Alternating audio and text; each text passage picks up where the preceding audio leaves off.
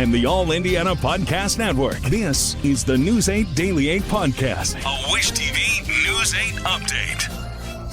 Hello, I'm Jeremy Jenkins, and this is your News 8 Daily 8 Podcast for Tuesday, September 10th. We begin with breaking news on the city's northeast side. One man is dead after a crash near Geist Reservoir. It happened around 11:45 last night on Molenkop Road near Fall Creek Road. Police on scene tell us the driver hit a utility pole. He was taken to the hospital where he later died. So far, the victim's identity has not been released, and police have not determined what led up to that crash. On the north side, one man is in critical condition after a shooting at a short-term rental that was on Carrollton Avenue. Police say it happened just after midnight Sunday, and just 3 months ago, a man was killed and 2 more hurt in a shooting at a separate short-term rental. There have been at least 145 complaints about these rentals since November of 2022. Well, we ask that any owner of a short-term rental be cognizant of the individuals looking to rent from them, seeing if they're local, if they're a one-night stay, and again, reminding those owners that it is their responsibility of who stays in their residences. The City County Council approved a new short-term rental registry program last month. It's meant to make it easier to find property owners and managers in cases of emergency. The program is voluntary until January 1st. After that, it will be mandatory. And now an update on a big story we've been following for weeks. The Indianapolis City County Council has moved forward in creating a special counsel to investigate. This comes weeks after allegations of sexual misconduct against Mayor Joe Hogsett's former top aide. News 8's Danielle Zolkowski reports. The proposal will thoroughly examine and investigate allegations against members of the Hogsett administration and recommend policy changes and further action to address gaps in human resources policy and code, and recommends further immediate action. Council Vice President Allie Brown supported the proposal and spoke to News 8 about her support of Lauren Roberts dating back to 2019. When you are ready to go forward and tell more of your story or tell more people, because my whole position is I cannot tell your story for you, but when you're ready, I am there to support you.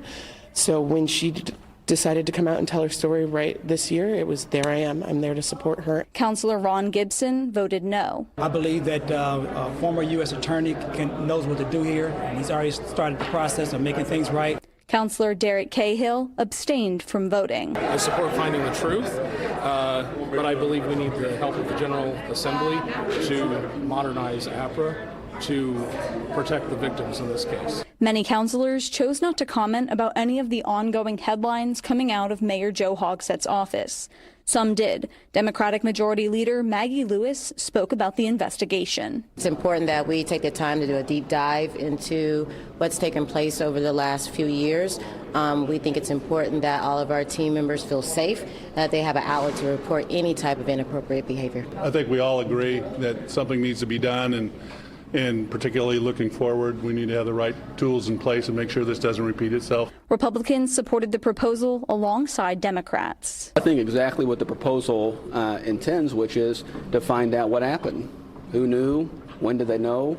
And better understand how we can fix what seems to be a bad culture here in the city government. There was back and forth between members over amendments that ultimately did not pass, but would have allowed councilors to have more power to obtain potentially sensitive information. I'm Danielle Zolkowski for Wish TV, wishtv.com, and follow us on Facebook for updates. Mayor Joe Hogsett released this statement in response.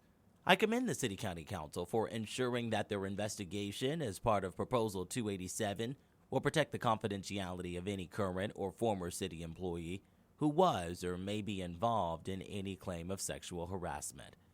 I remain committed to working with the City County Council and the entire administration to make continued changes to our policies and practices, both those initiated by my administration and through this resolution.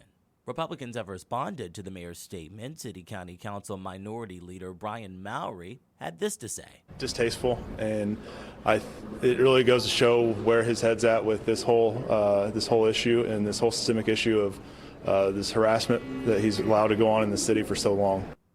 Switching gears to a lighter topic, the weather. Storm Track 8 says we're in for warm and sunny conditions today. Meteorologist Marcus Bailey has your News 8 Daily 8 forecast. No threat for rain today, all right? It's a crisp start this morning, but we're actually a little better off now than where we've been the past couple of mornings. 56 degrees, calm wind, and the dew points are into the upper 40s. 51 Muncie, 50 in Kokomo, 50 Greencastle, 48 in Terre Haute, 50 in Richmond. Some of those areas I just called out were into the upper 30s yesterday, so it is a big jump. Mid-70s at noon, 82 at 2 o'clock. I'm going to go with a high of 86 later on today. That is running about 5 to 6 degrees above where we should be for this time of year, 10 shy of the record set back in 2013. All right, I want to go down to the tropics real quick. Down in the Gulf, we do have a new named storm. It is Tropical Storm Francine. 65 mile per hour sustained winds. It is starting to strengthen and organize a little bit. You don't see a true center of circulation or an eye or anything like that. But this has strengthened over the last 24 to 36 hours. It is taking aim on the coast of Louisiana and likely makes landfall within the next 36 hours. It's likely also going to become a hurricane at some point. Now, once we get later in the week, that track is going to go due north, and that puts us in the crosshairs for some rain opportunities. No threat for rain today, tomorrow, or Thursday. But late week and into the weekend, we really start to ramp up our rain chances. Like I said, it is some much needed rain, but the timing not great if you do have some outdoor interests here. We'll time out the rain opportunities in my Storm Track 8 forecast coming your way in just a few minutes. To get a peek at the full forecast, just head over to wishtv.com, or you can download the Wish TV Storm Track 8 app.